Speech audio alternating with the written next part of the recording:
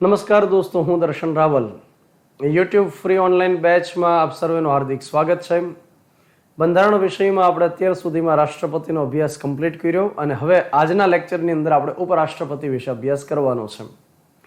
ઉપરાષ્ટ્રપતિના અગત્યના અનુચ્છેદ આપણે ભણશું અને કોન્સેપ્ટને સમજવાનો પ્રયાસ કરશું. બંધારણ સભાની રચનાથી માંડીને છેક રાષ્ટ્રપતિ સુધીનો અભ્યાસ આપણે કરી ચૂક્યા અને જે વિદ્યાર્થીઓ આ સિરીઝ પહેલી વખત જોઈ રહેલા હશે તો એમના માટે ઘણા લેક્ચર્સ અવેલેબલ છે. સરસ રીતે ટાઈમ ટેબલ બનાવી મેનેજમેન્ટ કરી અને બધા જ વિષયો તમે એકવાર જોઈ લ્યો. અલગ અલગ વિષયોની અંદર કામગીરી થયેલી છે જે તમને ખૂબ જ ઉપયોગી સાબિત થશે. તો આગામી ક્લાસ 3ની પરીક્ષા હોય કે પોલીસ ભરતી હોય તો એમાં તમને ખૂબ ઉપયોગી સાબિત થાય ઉદ્દેશ સાથે આપણે આ આખી લેક્ચર સિરીઝ સ્ટાર્ટ કરી છે. ટૂંક સમયની અંદર બની શકે કોન્સ્ટેબલ અને પીએસઆઈ માટેની ભરતી બહાર પડે અને આગામી સમયની અંદર એવી પણ શક્યતા છે કે સચિવાલય બિન સચિવાલયની ભરતી પણ બહાર પડે. ફોરેસ્ટ ગાર્ડની એક્ઝામ ટૂંક સમયમાં લેવાય એ પ્રકારની પણ શક્યતાઓ દેખાય છે. તો આમાં જે કાંઈ લેક્ચર્સ આપવામાં આવેલા છે એનો ભરપૂર માત્રામાં લાભ લ્યો અને પરીક્ષાલક્ષી કામ કરો. ઉપરાષ્ટ્રપતિ માટેની જે જોગવાઈ ભારતીય બંધારણમાં કરવામાં આવેલી છે એ અનુચ્છેદ નંબર 64 અંતર્ગત કરવામાં આવેલી છે. તો આજના સેશનમાં આપણે અનુચ્છેદ 64 થી લઈ અને છેક 71 સુધીનો અભ્યાસ કરશું જે ઉપરાષ્ટ્રપતિ સાથે સંલગ્ન છે અને ત્યાર પછી આપણે અનુચ્છેદ 72 અને 123નો અભ્યાસ કરશું. જેમ ભારતીય બંધારણમાં 52 નંબરમાં લખવામાં આવ્યું છે કે ભારતમાં એક રાષ્ટ્રપતિ રહેશે, એમ તમને પૂછવામાં આવે કે ભારતમાં એક ઉપરાષ્ટ્રપતિ રહેશે, આ પ્રકારની જોગવાઈ કયા અનુચ્છેદમાં કરવામાં આવી તો આપણે કહીશું અનુચ્છેદ નંબર 64માં લખવામાં આવ્યું કે ભારતમાં એક ઉપરાષ્ટ્રપતિ રહેશે. ભારતમાં એક ઉપરાષ્ટ્રપતિ રહેશે. અત્યારે હાલમાં આપણે વાત કરીએ તો જગદીપ ધનખડ કરીને વ્યક્તિ રહેલા છે. જગદીપ ધનખડ કરીને જે વ્યક્તિ રહેલા છે એ દેશના 14મા ઉપરાષ્ટ્રપતિ રહેલા છે. સૌથી પહેલા ઉપરાષ્ટ્રપતિ હતા સર્વપલ્લી રાધાકૃષ્ણન અને ત્યાર પછી અત્યારે હાલમાં 14મા ઉપરાષ્ટ્રપતિ તરીકે જગદીપ ધનખડ રહેલા છે, જે આની અગાઉ પશ્ચિમ બંગાળમાં રાજ્યપાલની ભૂમિકામાં પણ રહેલા હતા. સૌથી પહેલા જે ઉપરાષ્ટ્રપતિ બનનાર વ્યક્તિ હતા એ સર્વપલ્લી રાધાકૃષ્ણન અને સર્વપલ્લી રાધાકૃષ્ણનનો જે જન્મદિવસ રહેલો હોય છે 5મી સપ્ટેમ્બર, એને આપણે કહીએ છીએ રાષ્ટ્રીય શિક્ષક દિવસ. આ વ્યક્તિ મદ્રાસ પ્રાંતને બિલોંગ કરતા હતા. રાધાકૃષ્ણની આગળ જે સરનેમ લગાડેલી છે સર્વપલ્લી એ બેઝિકલી એમના વડવાઓનું ગામ રહેલું હતું અને દક્ષિણ ભારતની અંદર પરંપરા રહેલી કે જે ગામનું નામ હોય એને સરનેમ તરીકે સ્વીકારવામાં આવતું. તો સર્વપલ્લી બેઝિકલી એમના મૂળ રીતે ગામનું નામ રહેલું હતું. સર્વપલ્લી રાધાકૃષ્ણ પોતે દર્શનશાસ્ત્રની અંદર એટલે ફિલોસોફીની અંદર અભ્યાસ કરે છે, માસ્ટર ડિગ્રી કરે છે અને ત્યાર પછી કોલકાતા યુનિવર્સિટીમાં ભણાવવા લાગે છે. શિક્ષક જીવ હતો ને એટલા માટે એમનો જે જન્મદિવસ છે 5મી સપ્ટેમ્બર અને રાષ્ટ્રીય શિક્ષક દિવસ તરીકે ઓળખવામાં આવતો હોય છે. આગળ જતા એ પોતે ઓક્સફર્ડ યુનિવર્સિટીમાં કામ કરે છે અને વિઝિટિંગ લેક્ચરર તરીકે તે આગળ જોડાય છે. 6 મહિના માટે વર્ષમાં તે આગળ કામ કરતા અને બાકીના 6 મહિના માટે ભારતની અંદર કોલકાતા યુનિવર્સિટીમાં કામ કરતા. વર્ષ 1948માં એ વ્યક્તિ યુનેસ્કો નામની જે સંસ્થા આવેલી છે, United Nations Educational Scientific and Cultural Organization, જે દર વર્ષે અલગ અલગ જે સાઇટ હોય એને વર્લ્ડ હેરિટેજ સાઇટનો દરજ્જો આપે છે. તો યુનેસ્કોમાં ચેરમેન બને છે અને આગળ જતા રશિયામાં રાજદૂત તરીકે પોતે જોડાય છે. ભારતના રાજદૂત તરીકે ત્યાં આગળ કામ કરે છે. વર્ષ 1952માં એ વ્યક્તિ દેશના સૌથી પહેલા બને છે વાઇસ પ્રેસિડેન્ટ અને ત્યાર પછી ડોક્ટર રાજેન્દ્ર પ્રસાદ જે રાષ્ટ્રપતિના પદે હોય છે એ જે રિટાયર્ડ થાય છે 1962માં, ત્યાર પછી આ વ્યક્તિ દેશના બને છે રાષ્ટ્રપતિ, મતલબ કે સૌથી પહેલા ઉપરાષ્ટ્રપતિ અને ત્યાર પછી બીજા નંબરના રાષ્ટ્રપતિ બને છે. તો ઉપરાષ્ટ્રપતિ બન્યા પછી આ વ્યક્તિ પ્રેસિડેન્ટ બને છે. સર્વપલ્લી રાધાકૃષ્ણને વર્ષ 1954માં ભારત રત્નથી સન્માનિત કરવામાં આવેલા અને ત્યાર પછી વર્ષ 1975માં આ વ્યક્તિને ઓક્સફર્ડ યુનિવર્સિટી તરફથી ટેમ્પલટન પુરસ્કારથી સન્માનિત કરવામાં આવેલા. તો બની શકે કે મને ઓળખો એમ કરીને 4-5 વિધાન આપેલા હોય અથવા તો સર્વપલ્લી રાધાકૃષ્ણ વિશે સાચા અથવા ખોટા વિધાન પસંદ કરવાનું કહે તો તમને કેટલીક બેઝિક માહિતી હોવી એકદમ જરૂરી છે. તો સૌથી પહેલા જે ઉપરાષ્ટ્રપતિ હતા સર્વપલ્લી રાધાકૃષ્ણ અને ત્યાર પછી અત્યારે હાલમાં 14મા ઉપરાષ્ટ્રપતિ તરીકે કામ કરે છે જગદીપ ધનખડ. અનુચ્છેદ નંબર 64 આપણને એમ કહે છે કે ભારતમાં એક ઉપરાષ્ટ્રપતિ રહેશે અને આ જે વ્યક્તિ ઉપરાષ્ટ્રપતિ રહેતા હોય છે એ હોદ્દાની રૂએ શું કહેવાશે? તો હોદ્દાની રૂએ આ વ્યક્તિ કહેવાશે દેશમાં જે એક સંસ્થા આવેલી છે રાજ્યસભા, એના અધ્યક્ષ કહેવાશે, અથવા રાજ્યસભાની અંદર જે મોનિટરનું કામ કરે એને આપણે કહેતા હોઈએ સભાપતિ. યાદ રાખો, લોકસભાની અંદર જે વ્યક્તિ મોનિટરનું કામ કરશે એને કહેવાય અધ્યક્ષ અથવા સ્પીકર કહેવાય, અને જે વ્યક્તિ રાજ્યસભાને હેન્ડલ કરવાનું કામ કરશે એને કહેશું સભાપતિ, ચેરપર્સન આપણે કહેશું. અહીંયા લખવામાં એવું છે હોદ્દાની રૂએ, એનો મતલબ શું થશે? હોદ્દાની રૂએ એનો મતલબ એ થશે કે જે વ્યક્તિ ઉપરાષ્ટ્રપતિ બને એ બાય ડિફોલ્ટ શું કહેવાશે? રાજ્યસભાના સભાપતિ કહેવાશે. રાજ્યસભાના સભાપતિ બનવા માટે અલગથી કોઈ પ્રક્રિયા કરવાની નથી. જે વ્યક્તિ ઉપરાષ્ટ્રપતિ તરીકે ચૂંટાય એવા એ ઓટોમેટિક માની લેવામાં આવે કે રાજ્યસભાના સભાપતિ કહેવાશે. એક સામાન્ય સમજની આપણે વાત કરીએ કે ગામની અંદર એક વ્યક્તિ બને સરપંચ, તો એ સરપંચ કામ ન કરી શકે તો ઉપસરપંચનું કામ કરશે. તો સરપંચ હોય અને એની સાથે ઉપસરપંચ હોય. એ જ રીતે કોલેજની અંદર શું હોય? પ્રિન્સિપાલ હોય, અને એ ન આવી શકે તો વાઇસ પ્રિન્સિપાલ હોય. તો એની જેમ દેશની અંદર જ્યાં સુધી રાષ્ટ્રપતિ કામ કરે છે ત્યાં સુધી કોઈ પ્રશ્ન નથી. કોઈક એવા સંજોગ વશાત માનો કે રાષ્ટ્રપતિ કામ ન કરી શકે તો એની જગ્યાએ કામ કોણ કરી શકશે? તો કે વાઇસ પ્રેસિડેન્ટ કામ કરી શકશે. હવે જ્યાં સુધી રાષ્ટ્રપતિ પોતે કામ કરતા હોય, જ્યાં સુધી રાષ્ટ્રપતિ એકદમ અલમસ્ત હોય, રાષ્ટ્રપતિ મસ્ત જ્યારે કામ કરી શકતા હોય, ત્યાં સુધી ઉપરાષ્ટ્રપતિનું કોઈ એક્સ્ટ્રા કામ હોતું નથી. ઉપરાષ્ટ્રપતિની કોઈ અલગથી ફરજ હોતી નથી. તો ઉપરાષ્ટ્રપતિની કોઈ ફરજ જ ન હોય તો પછી કેમ કામ ચાલી શકે? અને એટલા માટે લખ્યું કે જ્યાં સુધી રાષ્ટ્રપતિ પોતે કામ કરી શકતા હોય ત્યાં સુધી ઉપરાષ્ટ્રપતિ એક કામ અચૂક કરવાનું, અને એ કામ હશે કે એ વ્યક્તિ રાજ્યસભાને હેન્ડલ કરશે, રાજ્યસભાના સભાપતિ તરીકે કામ કરશે. જ્યાં સુધી ઉપરાષ્ટ્રપતિ રાષ્ટ્રપતિનું કામ નથી કરતા ત્યાં સુધી એમને જે પગાર અને ભથ્થાઓ મળે છે એ રાજ્યસભાના સભાપતિ તરીકે મળે છે એવું આપણે કહી શકીએ.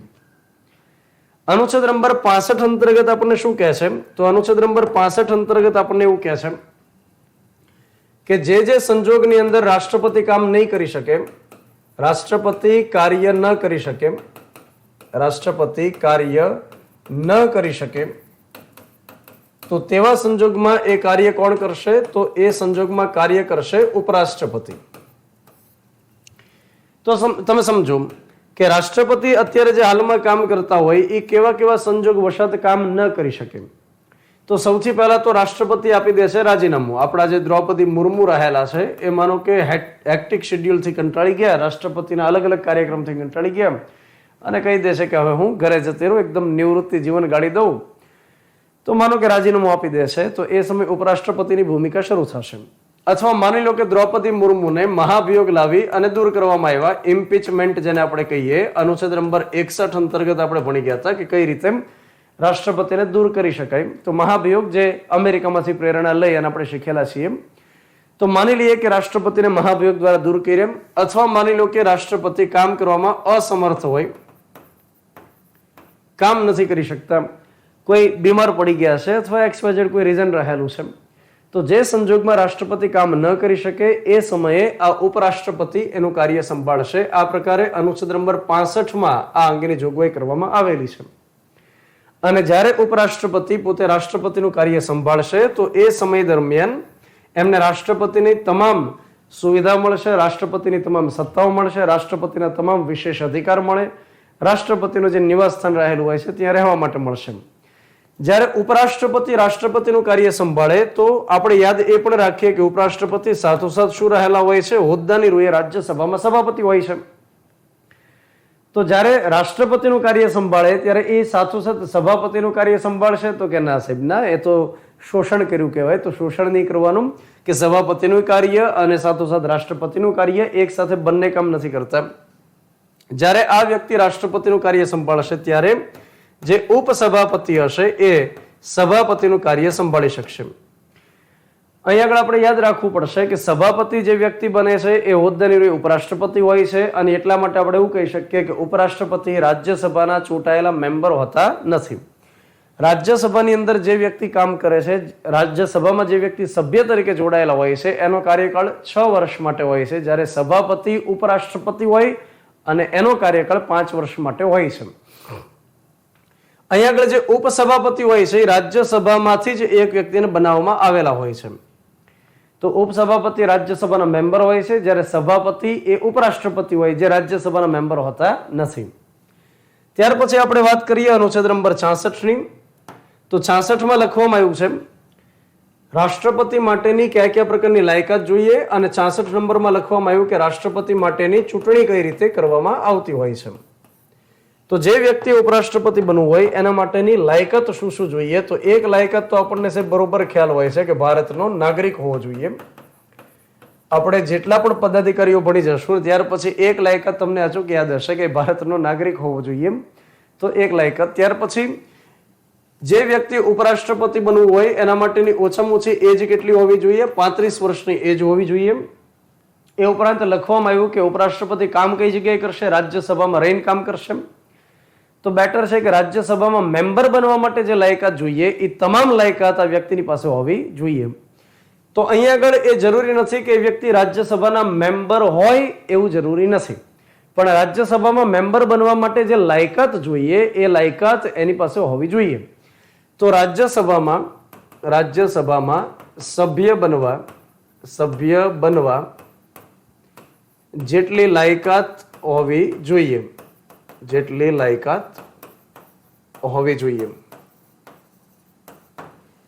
તો આપણે આગળ જતા અલગથી ભણી લેવાનું છે કે લોકસભા કે રાજ્યસભામાં મેમ્બર બનવું હોય તો એના માટે શું લાયકાત જોઈએ આપણે અલગથી ભણવાના છીએ. બહુ બેઝિક લાયકાતો એની રહેલી હોય છે, કોઈ બી એક્સ્ટ્રા ઓર્ડિનરી લાયકાતો હોતી નથી, તો અલગથી આપણે ભણી લેશું.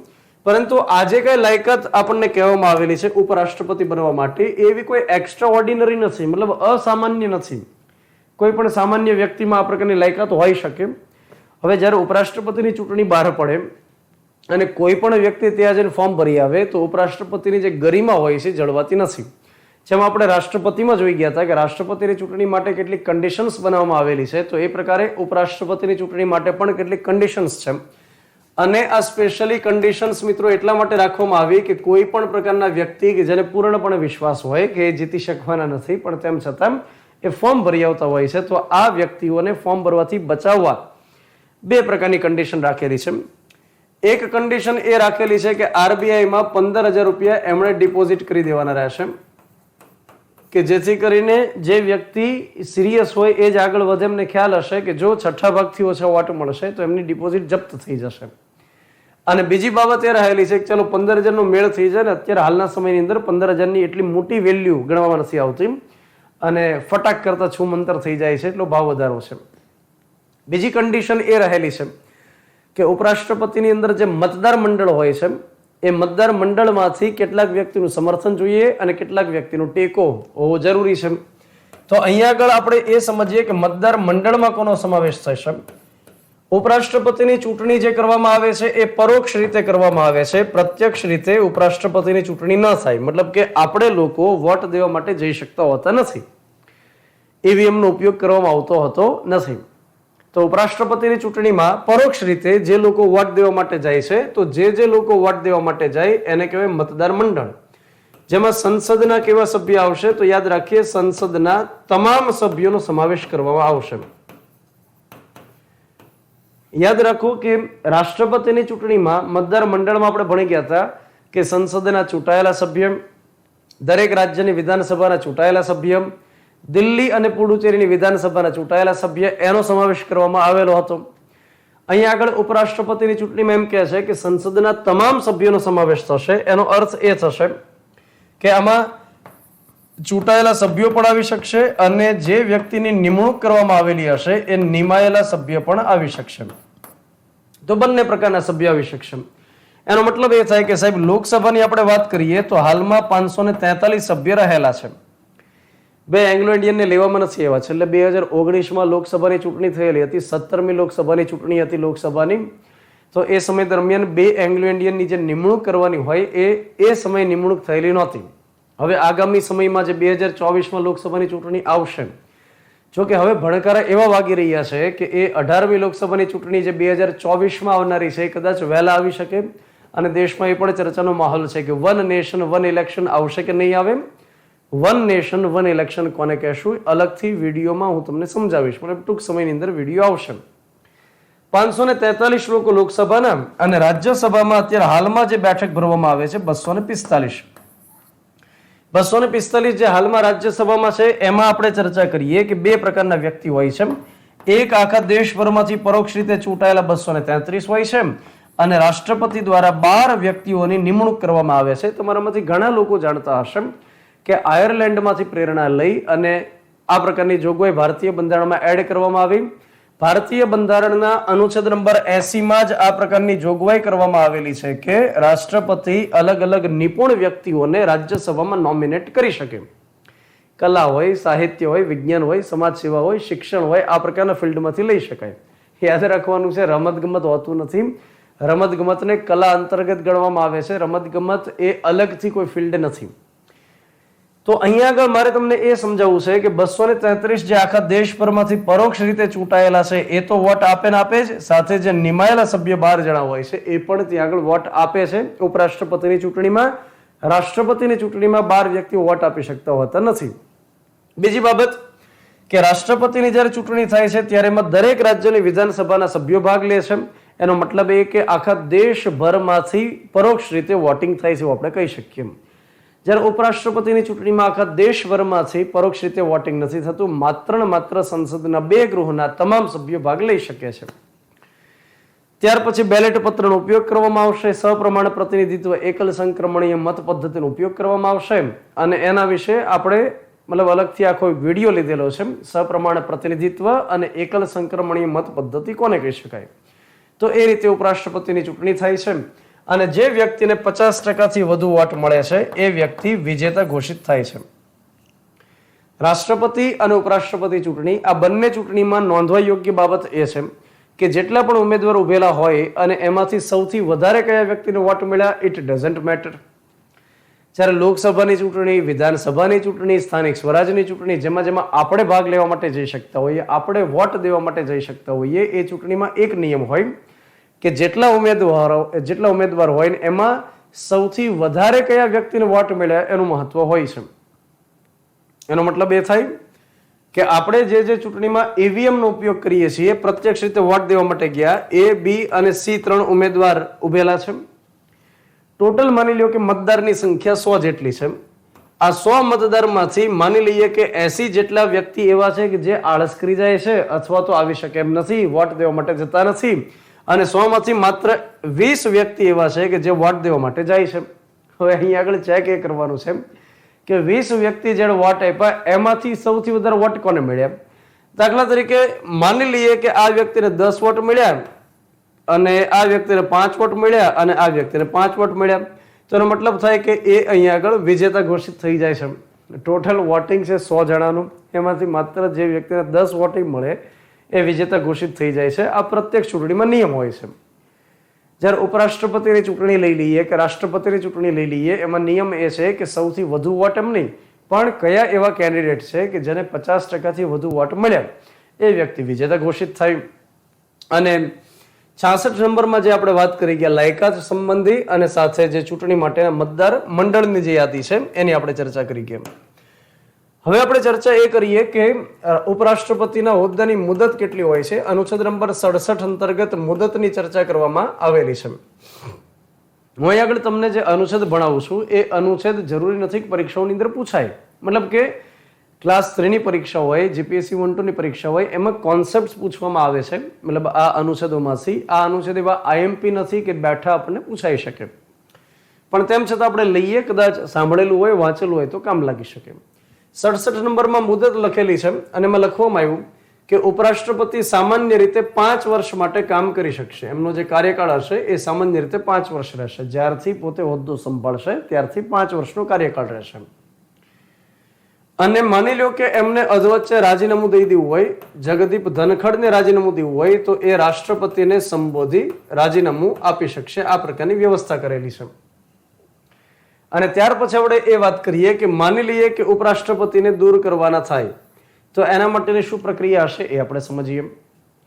ઉપરાષ્ટ્રપતિને દૂર કરવા માટેની જે પ્રક્રિયા છે એ મહાભિયોગ નથી કહેવાતી. મહાભિયોગ શબ્દ એ માત્ર ઉપયોગમાં લેવાય છે રાષ્ટ્રપતિ માટે, પરંતુ ઘણા ભણાવવાળા અથવા તો કેટલાક પુસ્તકની અંદર લખવાડું લખી નાખતા હોય છે કે મહાભિયોગ પ્રક્રિયા દ્વારા દૂર કરી શકે. ઘણીવાર સવાલ જે પેપરમાં પૂછાય છે એમાં એ જ પૂછાય છે કે મહાભિયોગ દ્વારા નીચેનામાંથી કોને દૂર કરી શકાય ને વગેરે.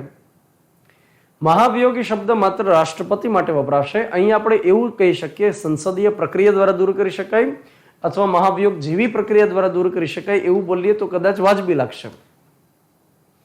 ઉપરાષ્ટ્રપતિને દૂર કરવા માટેની જે પ્રક્રિયા છે હું તમને સારાંશ આપી દઉં કે સંસદમાં બે ગૃહ રહેલા છે, એક લોકસભા અને રાજ્યસભા. આ બે ગૃહ રહેલા છે. ઉપરાષ્ટ્રપતિને દૂર કરવા માટે માત્ર વડાપ્રધાન કે અમિત શાહ નક્કી નહીં કરે, માત્ર બે વ્યક્તિઓ ડિસાઇડ નહીં કરે કે જગદીપ કામ કરશે કે નહીં કરે, એ ડિસાઇડ કરશે સંસદના સભ્યો ડિસાઇડ કરશે. હવે અહીંયા આગળ આપણે એ સમજીએ કે ઉપરાષ્ટ્રપતિ આખો દિવસ કામ કઈ જગ્યાએ કરશે? રાજ્યસભામાં કામ કરશે, લોકસભામાં કામ નથી કરતા. તો કદાચ માનો કે વાંધો હોય તો લોકસભાનો વાંધો ન હોઈ શકે, જગદીપ ધનખડથી વાંધો કોને હોઈ શકે? રાજ્યસભાનો વાંધો હોઈ શકે.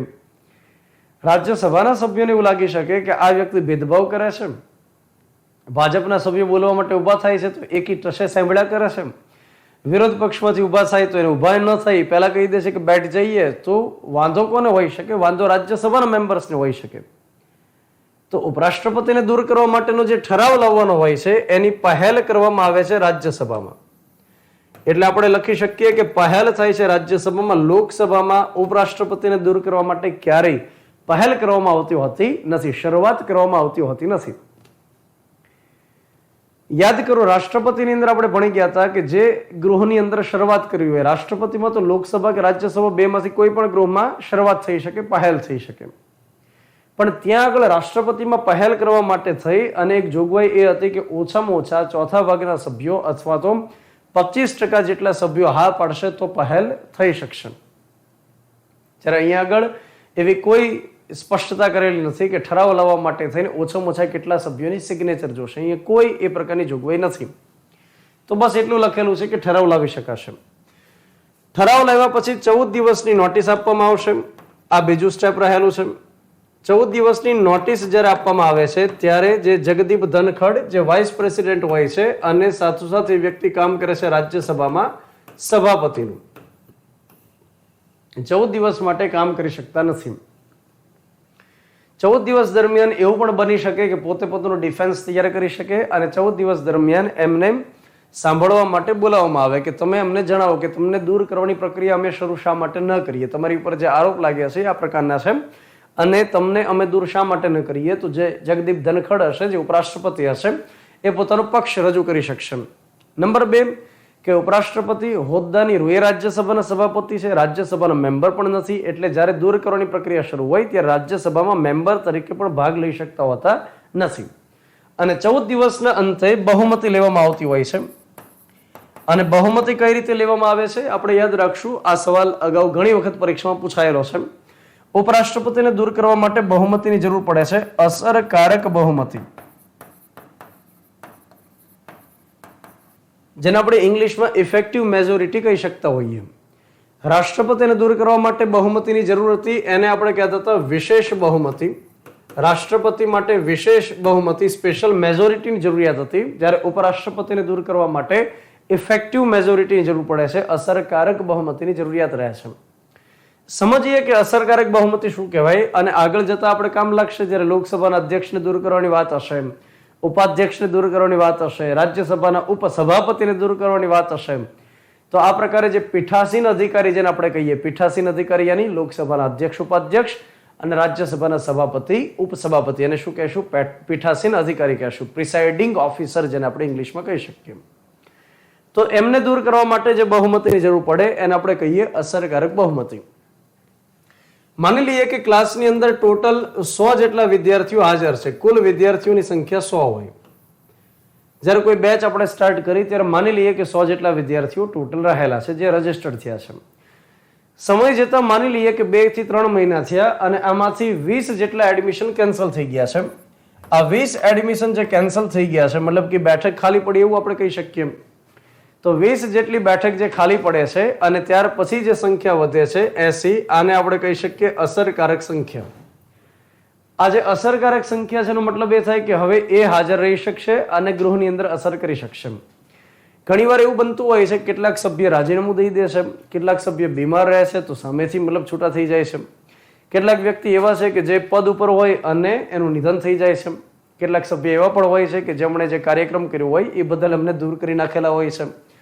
તો કોઈ સભ્યને દૂર કરેલા છે, કોઈ સભ્ય રાજીનામું આપેલું છે, કોઈ સભ્ય છે એ પોતે માનો કે મતલબ એને કોઈ રીતે ગૃહમાંથી કાઢી નાખ્યા છે, તો એવી જે બેઠકો ખાલી પડેલી છે એને તમે બાદ કરી દો કુલમાંથી, અને પછી જે સંખ્યા વધે એને કહેવાય અસરકારક સંખ્યા. તો આ કેસની અંદર અસરકારક સંખ્યા થઈ 80. માની લઈએ કે ઉપરાષ્ટ્રપતિને દૂર કરવા હોય તો આ જે 80 સંખ્યા છે એની બહુમતી લેવી પડશે, અને એની બહુમતી થશે 41. બની શકે કે ઉપરાષ્ટ્રપતિને દૂર કરવાનો ઠરાવ જ્યારે મૂકવામાં આવે તો એ સમય દરમિયાન હાજર સંખ્યા માની લઈએ કે 60 જેટલી રહે છે. હાજર સંખ્યા 60 હોય તો એ સમય એમ નથી જોવાનું કે 31 જણા વોટ આપે તો દૂર થઈ જાય. જો એ 31 સંખ્યાને ધ્યાને રાખવામાં આવે તો એને અસરકારક બહુમતી ન કહેવાય, એને કહેવાય સાદી બહુમતી, સિમ્પલ મેજોરિટી. અને સિમ્પલ મેજોરિટીનો મતલબ થશે હાજર રહીને જે મત આપે એના 50% વધતા એક, એને કહેવાય સિમ્પલ મેજોરિટી. અહીંયા છે ઇફેક્ટિવ મેજોરિટી. હાજર માની લઈએ કે 70 વ્યક્તિ રહ્યા તો આપણને વોટ 41 જ પડવા જોઈએ. હાજર માનો કે 50 રહે છે તો વોટ કેટલા પડવા જોઈએ? 41 જ પડવા જોઈએ. તો હાજર કેટલા વ્યક્તિ રહે છે એની સાથે કોઈ નિસ્બત નથી, તો આને આપણે કહેશું અસરકારક બહુમતી. અસરકારક બહુમતી સાથે ઠરાવ પસાર થાય અને ત્યાર પછી લોકસભાને દેખાડવામાં આવશે, અને લોકસભાની અંદર જો સંમતિ લઈ લેવામાં આવશે સાદી બહુમતી દ્વારા, તો ઉપરાષ્ટ્રપતિ દૂર થઈ શકશે. મતલબ કે સંસદના બંને ગૃહમાંથી એ ઠરાવ પસાર થાય અને ત્યાર પછી રાષ્ટ્રપતિનો સહી અને સિક્કો મળે તો ઉપરાષ્ટ્રપતિ દૂર થઈ શકશે. અત્યાર સુધીમાં એક પણ ઉપરાષ્ટ્રપતિને આ રીતે દૂર કરવામાં આવેલા નથી, પરંતુ હા, એમને જે મુદતની ચર્ચા કરવામાં આવેલી છે એમાં દૂર કરવાની પ્રક્રિયાનો ઉલ્લેખ કરવામાં આવેલો છે. એના પછી આપણે આગળ વધીએ અને અનુચ્છેદ નંબર 68 ની આપણે ચર્ચા કરી દઈએ. અનુચ્છેદ નંબર 68 આપણને એમ કહે છે કે જ્યારે ઉપરાષ્ટ્રપતિનો હોદ્દો ખાલી પડશે, માની લઈએ કે ઉપરાષ્ટ્રપતિનો હોદ્દો ખાલી પડે છે અને ખાલી અનેક રીતે પડી શકે, જેમ રાષ્ટ્રપતિમાં હમણાં આપણે ચર્ચા કરી ગયા એ પ્રકારે ઉપરાષ્ટ્રપતિનો હોદ્દો ખાલી પડશે. જેમ કે એક રીઝન તો એ હોઈ શકે કે ઉપરાષ્ટ્રપતિ રાજીનામું આપી પદ ઉપરથી દૂર થઈ જાય, અથવા ઉપરાષ્ટ્રપતિને દૂર કરવામાં આવેલા હોય, અથવા ઉપરાષ્ટ્રપતિ છે એમણે કોઈક રીતે કામ કરવામાં અસમર્થ હતા અને પદ ઉપરથી નીકળી ગયા. તો કોઈ પણ રીઝન હોઈ શકે કે જ્યારે ઉપરાષ્ટ્રપતિ કામ નથી કરી શકતા, તો એ સમય દરમિયાન વહેલામાં વહેલી તકે ઉપરાષ્ટ્રપતિની ચૂંટણી કરવી પડશે. અહીંયા જે શબ્દ વાપરવામાં આવેલો છે એ આ છે, વહેલામાં વહેલી તકે. વહેલામાં વહેલી તકે નવા ઉપરાષ્ટ્રપતિ માટે, વાઇસ પ્રેસિડેન્ટ માટે ચૂંટણી કરવી પડશે. જ્યારે તમે રાષ્ટ્રપતિ ભણો છો ત્યારે તમે એ વાંચતા હશો કે રાષ્ટ્રપતિનો હોદ્દો ખાલી પડે તો કોઈ પણ સંજોગમાં 6 મહિનામાં નવા રાષ્ટ્રપતિની ચૂંટણી કરવી પડશે. જ્યારે ઉપરાષ્ટ્રપતિનો હોદ્દો ખાલી પડે ત્યારે વહેલામાં વહેલી તકે, મતલબ કે 6 મહિના 3 મહિના એ ફિક્સ સમયગાળો હોતો નથી. તો આ પ્રકારની સ્પષ્ટતા કરી દીધી. ત્યાર પછી અનુચ્છેદ નંબર 69 અંતર્ગત 69 અંતર્ગત કહેવામાં આવ્યું કે જે વ્યક્તિ ઉપરાષ્ટ્રપતિ બને એમને હોદ્દાના શપથ કોણ લેવડાવશે? એમને શપથ લેવડાવશે રાષ્ટ્રપતિ. રાષ્ટ્રપતિ હોદ્દાના શપથ લેવડાવી દેશે. અને ત્યાર પછી 70 નંબર અંતર્ગત લખવામાં આવ્યું, જો આ પ્રકારના જે અનુચ્છેદ છે 69 પ્રકારના એ પરીક્ષાઓની અંદર પૂછાયેલા નથી. હમણાં જે 68 નંબર ભણી ગયા એ બેઠા અનુચ્છેદ તરીકે પૂછાયેલા નથી. હા, એની અંદરનો કોન્સેપ્ટ આપણને પૂછાઈ શકે કે શપથ કોણ લેવડાવે વગેરે, એ પ્રકાર પૂછી નાખે. 70 નંબરમાં સ્પષ્ટતા એ કરેલી છે કે માની લઈએ કે આ રાષ્ટ્રપતિ કામ નથી કરી શકતા તો એના સ્થાને કામ કોણ કરશે? વાઇસ પ્રેસિડેન્ટ કામ કરશે, ઉપરાષ્ટ્રપતિ કામ કરશે. પણ માની લો કે ઉપરાષ્ટ્રપતિ પણ એ સમય કામ કરી શકે એમ નથી, તો એના સ્થાને કોણ કામ કરશે? તો 70 નંબરમાં સ્પષ્ટતા હતી કે સંસદ કાયદો બનાવી ડિસાઈડ કરી શકશે. યાદ રાખો કે રાષ્ટ્રપતિ કામ ન કરે તો ઉપરાષ્ટ્રપતિ કામ કરે, અને ઉપરાષ્ટ્રપતિ પણ કામ ન કરી શકે તો કામ કોણ કરશે? તો એ સંસદ કાયદો બનાવીને ડિસાઈડ કરી શકશે કે એની જગ્યાએ કામ કોણ કરશે. આ પ્રકારની પરિસ્થિતિનું અત્યાર સુધીમાં સર્જન થયું તો કે હા સાહેબ, અત્યાર સુધીમાં સર્જન થયેલું છે. જેમ કે હું તમને એક્ઝામ્પલ આપું કે ભારત દેશની અંદર સૌથી પહેલા જે રાષ્ટ્રપતિ હતા ડોક્ટર રાજેન્દ્ર પ્રસાદ હતા. એના પછી સર્વપલ્લી રાધાકૃષ્ણ આવ્યા. ડોક્ટર રાજેન્દ્ર પ્રસાદ વર્ષ 1950માં કાર્યકારી રાષ્ટ્રપતિ બની ગયા. 1952માં રાષ્ટ્રપતિની પહેલી વાર ચૂંટણી થઈ તો 1952 થી 57 સુધી રહ્યા, 57 થી 62 સુધી રહ્યા. ત્યાર પછી સર્વપલ્લી રાધાકૃષ્ણ દેશના રાષ્ટ્રપતિ બન્યા. 62 થી લઈને 1967 સુધી. વર્ષ 1967 દેશમાં જે રાષ્ટ્રપતિ બન્યા એનું નામ હતું ડોક્ટર ઝાકિર હુસેન. આ ડોક્ટર ઝાકિર હુસેન છે એ દેશના સૌથી પહેલા મુસલમાન રાષ્ટ્રપતિ બન્યા.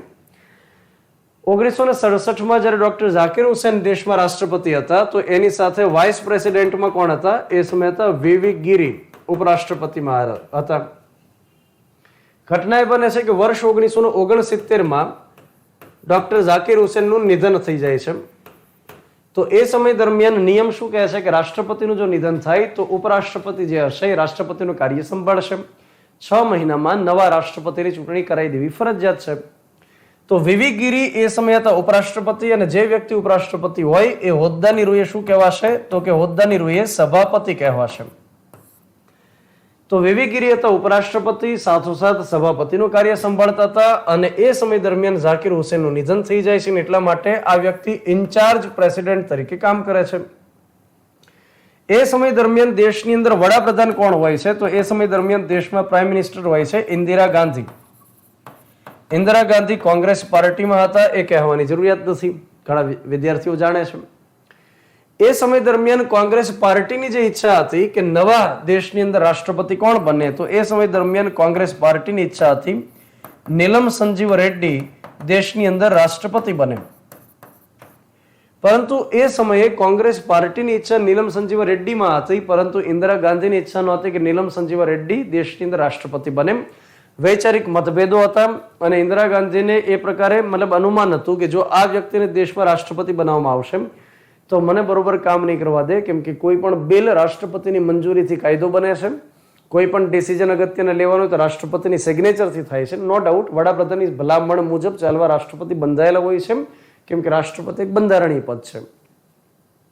પણ તેમ છતાં ઇન્દિરા ગાંધીને હતું કે મતાંતર તો રહ્યા કરશે. એટલે કોંગ્રેસ આખી પાર્ટીની ઈચ્છા એમ હતી, મોવડી મંડળની ઈચ્છા એમ હતી કે નીલમ સંજીવા રેડ્ડી બને. ઇન્દિરા ગાંધીની ઈચ્છા નહોતી. ઇન્દિરા ગાંધીની ઈચ્છા હતી કે આ વીવી ગિરી છે એ પોતે બંને દેશની અંદર રાષ્ટ્રપતિ. તો ઘટના એ બને છે કે વીવી ગિરી જે એ સમયે હતા ઉપરાષ્ટ્રપતિ, સાથોસાથ રાજ્યસભાના સભાપતિ તો હોદ્દાની રૂએ કહેવાય જ, અને એ વ્યક્તિ દેશમાં રાષ્ટ્રપતિનું કામ સંભાળતા હતા, ઇન્ચાર્જ પ્રેસિડેન્ટ હતા. અને યાદ રાખો કે જ્યારે ઉપરાષ્ટ્રપતિ ઇન્ચાર્જ પ્રેસિડેન્ટનું કામ કરે તો એને બધા જ અધિકાર મળે છે રાષ્ટ્રપતિના.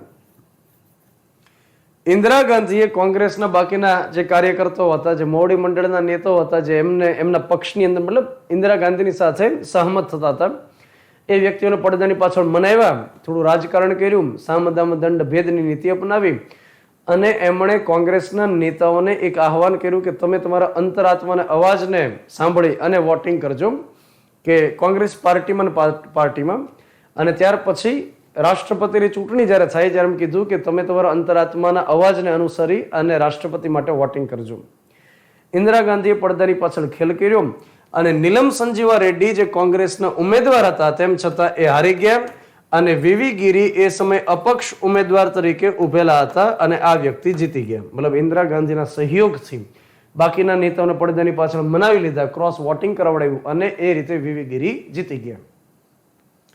તો ઘટના મિત્રો એ બનેલી કે ડોક્ટર ઝાકિર હુસેનનું નિધન થયેલું હતું ને વીવી ગિરીને રાષ્ટ્રપતિની ચૂંટણી લડવાની હતી ને એટલા માટે એમને રાજીનામું આપવા માટે કીધું.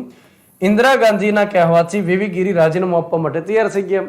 પણ એ સમય દરમિયાન પરિસ્થિતિ એ સર્જાયેલી હતી કે ઉપરાષ્ટ્રપતિ આ વ્યક્તિ હતા, ઇન્ચાર્જ પ્રેસિડેન્ટનું કામ કરતા હતા. ભારતીય બંધારણ એમ કહે છે કે જો રાષ્ટ્રપતિએ રાજીનામું દેવું હોય તો એ ઉપરાષ્ટ્રપતિને આપી દૂર થઈ જશે, અને ઉપરાષ્ટ્રપતિએ રાજીનામું દેવું હોય તો એમણે રાષ્ટ્રપતિને આપીને દૂર થઈ જવાનું. તો વીવી ગિરી માટે સવાલ એ થઈ ગયો કે રાજીનામું દેવું કોને? એ વ્યક્તિ હતા વાઇસ પ્રેસિડેન્ટ અને ઇન્ચાર્જ પ્રેસિડેન્ટનું કામ કરતા હતા સાથે.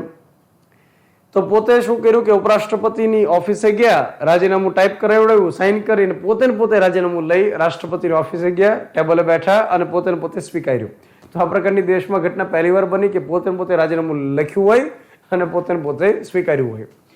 હવે સવાલ એ ઉપસ્થિત થઈ ગયો કે ઝાકિર હુસેન નથી, વીવી ગિરી નથી, તો પછી રાષ્ટ્રપતિનું કાર્ય સંભાળશે કોણ? અનુચ્છેદ નંબર 70 આપણને શું કહે છે કે જ્યારે બંને પદ ખાલી પડ્યા હોય તો એ સમય સંસદ કાયદો બનાવી ડિસાઈડ કરી શકશે કે આ કામ કોણ કરશે. તો સંસદે એ સમય કાયદો બનાવ્યો અને નક્કી કર્યું કે રાષ્ટ્રપતિ અને ઉપરાષ્ટ્રપતિ બંને પદ ખાલી હોય તો સુપ્રીમ કોર્ટના જે મુખ્ય જજ હોય એ કામ સંભાળી શકશે. જેને આપણે CJI કહેતા હોઈએ, ચીફ જસ્ટિસ ઓફ ઇન્ડિયા તરીકે આપણે ઓળખતા હોઈએ, જે હાલમાં 50માં મુખ્ય જજ છે DY ચંદ્રચૂડ રહેલા છે. એ સમયે હતા મોહમ્મદ હિદાયતુલ્લાહ. આ મોહમ્મદ હિદાયતુલ્લાહ એ પ્રથમ એવા સુપ્રીમ કોર્ટના જજ રહેલા છે કે જેમણે રાષ્ટ્રપતિનું કાર્ય સંભાળેલું હોય. 36 દિવસ માટે એમણે એ હોદ્દો સંભાળેલો હતો. તો અત્યાર સુધીમાં એકમાત્ર આપણે કહી શકીએ સુપ્રીમ કોર્ટના જજ કે જેમણે આ પદ સંભાળેલું હોય. અને સુપ્રીમ કોર્ટના મુખ્ય જજ માનો કે એ સમય નથી, એનું પદે ખાલી પડ્યું છે. તો એ સમયે જે અન્ય જજ રહેલા હોય મુખ્ય સિવાયના, તો એમાંથી જે સૌથી વરિષ્ઠ હશે એની કામગીરી સોંપી શકાશે. તો આ પ્રકારની જોગવાઈ કરી છે અનુચ્છેદ નંબર 70માં. ત્યાર પછી આપણે ચર્ચા કરીએ અનુચ્છેદ નંબર 71માં શું લખવામાં આવેલું છે એની ચર્ચા કરીએ. અનુચ્છેદ નંબર 71માં લખવામાં આવ્યું છે કે રાષ્ટ્રપતિની ચૂંટણી થશે અને સાથોસાથ ઉપરાષ્ટ્રપતિની ચૂંટણી માનો કે થઈ હોય અથવા અલગ અલગ સમય પણ થયેલી હોય, ઇટ ડઝન્ટ મેટર. તો રાષ્ટ્રપતિ અને ઉપરાષ્ટ્રપતિની ચૂંટણી કરવામાં આવે અને એ સમયે દરમિયાન કોઈ વિવાદ સર્જાય છે, તો એ વિવાદને લઈ અને ઉકેલ કોણ લાવી શકશે? તો એ સમય દરમિયાન વિવાદનો ઉકેલ લાવવાની સત્તા રહેશે સુપ્રીમ કોર્ટ પાસે.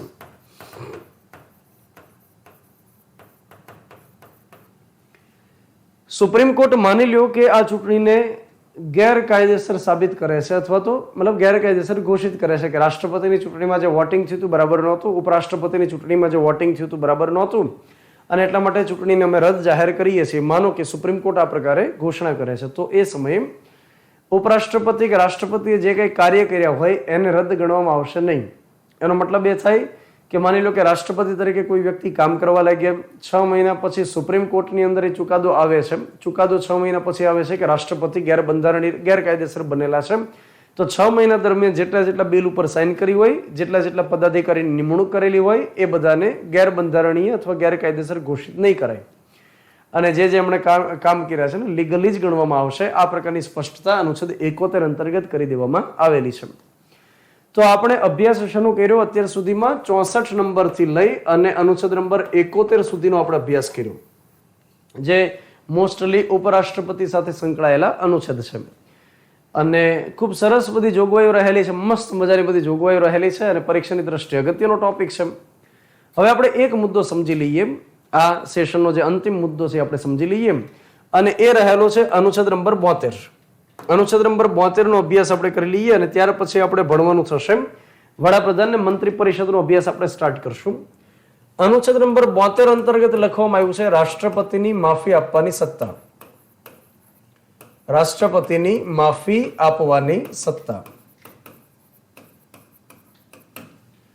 એની સાથોસાથ આપણે એ પણ જોડી દઈએ કે જો રાષ્ટ્રપતિ માફી આપી શકતા હોય તો એવું જ એક પદ રાજ્યની અંદર ઉભું કરાયેલું છે જેને આપણે કહીએ છીએ રાજ્યપાલ. તો રાજ્યપાલ પણ માફી આપી શકે. તો અહીંયા આગળ સાથે આપણે એ પણ જોઈ લઈએ કે અનુચ્છેદ નંબર 161 અંતર્ગત રાજ્યપાલ પણ માફી આપી શકે. અને આ બંને જે માફી આપતા હોય છે, માફીની સત્તા, તો આ બંને જે માફી આપતા હોય છે બંનેની અંદર શું વિસંગતતા રહેલી છે, મતલબ કે શું અલગ પડે છે, શું તફાવત રહેલો છે, એની પણ આપણે ચર્ચા કરી દઈએ. અનુચ્છેદ 72 માં લખવામાં આવ્યું છે કે રાષ્ટ્રપતિ અલગ અલગ 5 પ્રકારે માફી આપી શકતા હોય છે અને રાજ્યપાલ જે હોય છે એ પણ 5 પ્રકારે જ માફી આપતા હોય છે. ઘણા વિદ્યાર્થીઓનું લાગતું હોય છે કે રાજ્યપાલ 4 પ્રકારે માફી આપી શકે, રાષ્ટ્રપતિ 5 પ્રકાર આપી શકે, જે તદ્દન વાહિયાત બાબત છે. બંને 5 પ્રકારે જ માફી આપી શકે. અહીંયા આગળ એ નિયમ પણ રહેલો નથી કે કોઈ પણ વ્યક્તિને કોઈ પણ અદાલત સજા કરે છે, તાબાની અદાલત કરશે, હાઈકોર્ટ કરશે અથવા સુપ્રીમ કોર્ટ કરશે. કોઈ પણ અદાલત સજા કરશે ત્યાર પછી એવો કોઈ નિયમ નથી કે સૌથી પહેલા રાજ્યપાલને પૂછવાનું અને રાજ્યપાલ માની લો કે મનાઈ કરી દે ત્યાર પછી રાષ્ટ્રપતિને પૂછવા જવાનું. આ પ્રકારે કોઈ નિયમ રહેલો નથી કે સૌથી પહેલા રાજ્યપાલને દયાની અરજી કરવાની, રાજ્યપાલ રિજેક્ટ કરી દે તો ત્યાર પછી રાષ્ટ્રપતિની પાસે જવાનું. આ પ્રકારે નિયમ નથી, કેમ કે આ ન્યાય પ્રણાલિકા નથી. ન્યાય પ્રણાલિકા હોય તો એમાં એવું હોય કે તાબાની અદાલતમાં કોઈ વ્યક્તિ ગયા, એનાથી અસંતોષ થાય છે તો હાઈકોર્ટમાં અપીલ માટે ગયા, હાઈકોર્ટથી અસંતોષ થાય છે તો સુપ્રીમ કોર્ટમાં ગયા. આ ન્યાય પ્રણાલિકામાં સારું લાગે. અહીંયા માફી આપવાની અંદર એ પ્રકારે નથી કે સૌથી પહેલા રાજ્યપાલને કરવાની અને અસંતોષ થાય અથવા તો રિજેક્શન આવે તો રાષ્ટ્રપતિને કરવાની, એવો કોઈ નિયમ નથી. અહીંયા એટલું યાદ રાખો કે કાયદો 2 જગ્યાએથી બને છે. એક કાયદો ક્યાંથી બને છે? એક સંસદમાંથી કાયદો બને છે અને એક બને છે રાજ્યની વિધાનસભામાંથી અથવા વિધાન પરિષદમાંથી. દેશમાં 2 જગ્યાએથી કાયદાઓ બને છે. કોઈને કોઈ વ્યક્તિને જે સજા કરવામાં આવેલી હોય છે એમણે કોઈને કોઈ કાયદાનો ભંગ કર્યો હોય છે, કાયદાના ભંગ બદલ એ વ્યક્તિને સજા કરેલી હોય છે. કોઈ વ્યક્તિનું કૃત્ય છે, કોઈ વ્યક્તિની કોઈ ક્રિયા પ્રક્રિયા છે અને એ કોઈ કાયદાના ભંગ કરવામાં આવે તો એ વ્યક્તિને સજા થાય છે. હવે એ ચેક એ કરવાનું છે કે આ વ્યક્તિને જે સજા કરવામાં આવી એ ચાહે સુપ્રીમ કોર્ટ હોય, ચાહે હાઈકોર્ટ હોય અથવા તો તાબાની અદાલત હોય, કોઈ પણ વોટ કોઈ પણ અદાલત એને સજા કરે છે. હવે જે અદાલત એને સજા ફટકારે છે તો એ ચેક કરવાનું કે કયા કાયદાનો ભંગ એમણે કરેલો હતો. એમણે સંસદે બનાવેલા કાયદાનો ભંગ કર્યો કે રાજ્યની વિધાન પરિષદ અને વિધાનસભાએ ભેગા મળીને જે કાયદો બનાવેલો તો એનો ભંગ કર્યો. જો રાજ્ય બનાવેલા કાયદાનો ભંગ કર્યો હશે તો એ સંજોગની અંદર રાજ્યપાલને દયાની અરજી કરવાની રહેશે.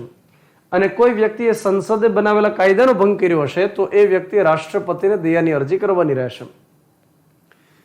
જે દયાની અરજી કરવામાં આવે છે એને આપણે કહી શકતા હોય મેર્સી પ્લી. તો એને મેર્સી પ્લી તરીકે ઓળખવામાં આવે છે. મેર્સી પ્લી એક જ વાર થઈ શકે, એકવાર રિજેક્ટ કર્યા પછી એ ન થઈ શકે, બીજી વાર ન થઈ શકે. એક દયાની અરજી જે કરવાની વાત છે તો એ શા માટે આ કોન્સેપ્ટ મૂકવામાં આવ્યો એ હું તમને સમજાવું. કોઈ પણ વ્યક્તિ જે ગુનેગાર સાબિત થઈ ગયો છે તો જરૂરી નથી કે બાય નેચર એ વ્યક્તિ ગુનેગાર હોય. ઘણીવાર પરિસ્થિતિ એવી સર્જાણી હોય કે એનાથી ગુનો થઈ ગયો હોય, એ પ્રકૃતિ પ્રમાણે ગુનેગાર નથી, એ વારંવાર આ પ્રકારના ગુના નથી કરતો. તો જે વ્યક્તિએ પરિસ્થિતિને વશ ગુનો કરવો પડ્યો હોય તો એ વ્યક્તિને ફરીવાર સમાજમાં જીવન જીવવાનો મોકો મળે, એક તક મળે. અને એ ઉદ્દેશ સાથે આ જોગવાઈ રાખવામાં આવેલી છે કે રાષ્ટ્રપતિ અથવા રાજ્યપાલ માફી આપી શકે. જ્યારે રાષ્ટ્રપતિને મેર્સી પ્લી કરવામાં આવે તો રાષ્ટ્રપતિ પોતે પોતાની વિવેક બુદ્ધિનો ઉપયોગ નથી કરતા. આપણે સમજવાનું છે વિવેક બુદ્ધિનો ઉપયોગનો મતલબ એ થશે કે રાષ્ટ્રપતિ પોતાની જાતે ડિસિઝન લેતા હોતા નથી. જેવી મેર્સી પ્લી રાષ્ટ્રપતિને કરવામાં આવે એટલે એ એને મોકલી દેતા હોય છે કાયદા મંત્રાલયને. અને કાયદા મંત્રાલયમાં બની શકે કે એક સમિતિની રચના થાય અથવા કોઈ પેનલની રચના થાય અને એ ડિસિઝન લે.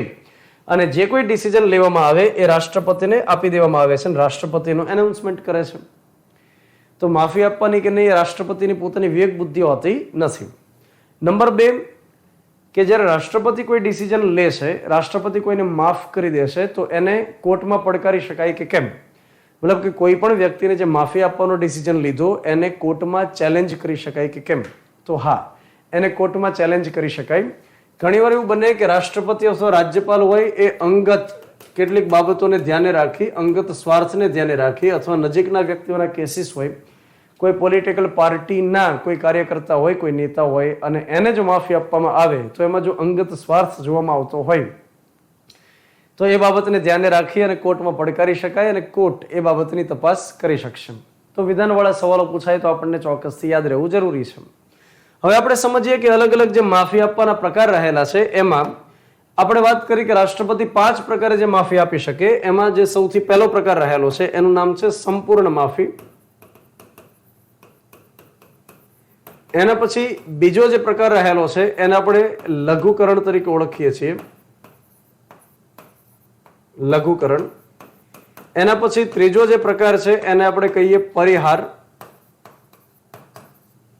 ચોથો જે પ્રકાર છે એને આપણે કહીએ વિરામ. અને જે 5મો પ્રકાર રહેલો છે એને આપણે કહીએ પ્રવિલંબન. તો નામ થોડા એ પ્રકારના છે, અધરવાઇઝ તો એની વિગત એકદમ સહેલી રહેલી છે. રાષ્ટ્રપતિ જે 5 પ્રકારે માફી આપે એમાં સૌથી પહેલા લખ્યું સંપૂર્ણ માફી. એનો મતલબ એ થશે કે કોઈ પણ વ્યક્તિને જેટલી સજા કરી એ સંપૂર્ણ રીતે માફ કરી દેવામાં આવશે. કોઈ વ્યક્તિને ફાંસીની સજા કરવામાં આવી તો સાવ માફ. કોઈ વ્યક્તિને માની લો કે 10 વર્ષની સજા કરી, સાવ માફ. કોઈ વ્યક્તિને આજીવન કેદની શિક્ષા કરી, સાવ માફ. સંપૂર્ણ રીતે વ્યક્તિને છૂટો કરી દેવામાં આવશે. એને કહેવાય સંપૂર્ણ માફી, પાર્ડન. બીજો જે પ્રકાર લખેલો છે લઘુકરણ, એનો મતલબ થાય કોમ્યુટેશન અને એમાં સજાના પ્રકારમાં ફેરફાર કરવામાં આવશે. સજાના પ્રકારમાં ફેરફાર.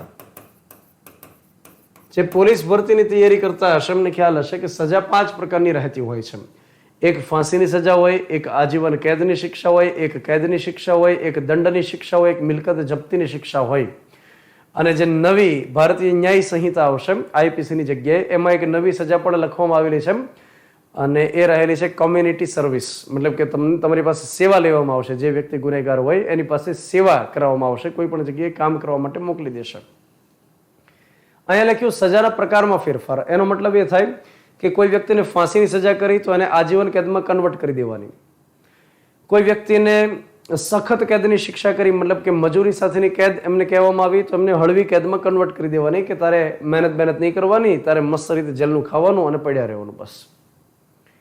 કોઈ વ્યક્તિને કેદની શિક્ષા કરી તો દંડમાં કન્વર્ટ કરી દેવામાં આવશે. તો આ રીતે શું કહેવાય કે સજાના પ્રકારમાં એને ફેરફાર કરી દીધા.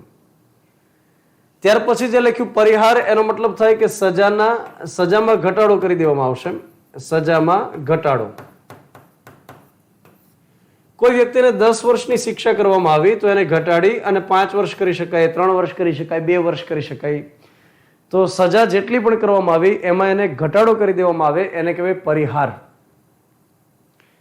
પરિહાર આપતી વખતે મુખ્યત્વે જે ધ્યાને રાખવામાં આવે છે, શું ધ્યાને રાખવામાં આવે તો કે જે કેદી વ્યક્તિ છે એનું બિહેવિયર કેવું છે, એની વર્તણૂક કેવી છે, એને અફસોસની ભાવના છે કે કેમ, અથવા તો સમાજની અંદર પાછો મોકલશું તો વળી પાછો ગુનો નહીં કરવાની ખાતરી થાય છે કે કેમ. તો મોસ્ટલી એનું જે બિહેવિયર છે એને ચેક કરી અને પરિહાર આપવામાં આવતું હોય છે. એના પછી વિરામનો મતલબ શું થશે તો વિરામનો મતલબ થાય કે મૂળ સજામાં ઘટાડો કરવામાં આવશે. મૂળ સજામાં ઘટાડો એનો મતલબ એ થશે કે જે દયાને પાત્ર ખાસ કરીને વ્યક્તિ હોય છે એ વ્યક્તિની સજામાં ઘટાડો કરી દેવામાં આવે. મૂળ સજામાં ઘટાડો એટલે બિહેવિયરને ધ્યાને રાખ્યા વગર શરૂઆતથી પ્રારંભથી જ કહી દેવામાં આવે કે આ વ્યક્તિને 10 વર્ષની સજા કીધી છે તો વ્યક્તિ 3 વર્ષ માટે જેલમાં રહેશે કે 5 વર્ષ માટે રહેશે, જે નક્કી કરે એમ. પણ એની મૂળ સજામાં ઘટાડો થઈ જશે પહેલેથી, અને એમાં બિહેવિયરને ચેક નથી કરવાનું. ચેક એ કરવાનું છે કે જે વ્યક્તિને સજા કરવામાં આવી એ દયાને પાત્ર છે કે કેમ.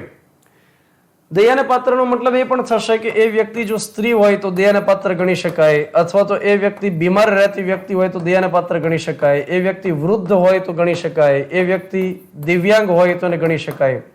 તો આ પ્રકારની જે વ્યક્તિ હોય એને પહેલેથી સજામાં ઘટાડો કરી શકાય. પ્રવિલંબનનો મતલબ એ થશે કે સજાના અમલમાં રાહત આપવામાં આવશે.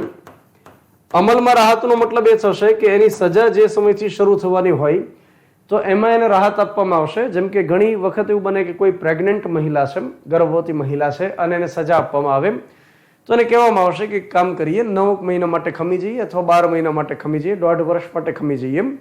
તો 1.5 વર્ષ પછી એની સજાનો અમલ શરૂ થશે, એને કહેવાય પ્રવિલંબન, લંબાવવામાં આવી દીધું. કોઈ વ્યક્તિ બીમાર છે, ઓપરેશન થવાનું છે અને સાજા થતા વાર લાગશે તો એક કામ કરી દો અને 1.5-2 વર્ષ માટે ખમી જાવ તો એને શું કહેવાય પ્રવિલંબન, કે ભાઈ એને સજામાં રાહત આપી દો, અમલમાં રાહત આપી દો. તો આ 5 પ્રકાર રહેલા છે: સંપૂર્ણ માફી, લઘુકરણ, પરિહાર, વિરામ અને પ્રવિલંબન. રાજ્યપાલ પણ આ 5 પ્રકાર માફી આપી શકે, પણ બંનેમાં જે ડિફરન્સ રહેલો છે એ શું ડિફરન્સ છે એની વાત આપણે કરી દઈએ. કે રાજ્યપાલ જે સંપૂર્ણ માફી આપી શકે એમાં કોઈ વ્યક્તિને ફાંસીની સજા કરવામાં આવેલી હોય એને માફ ન કરી શકે.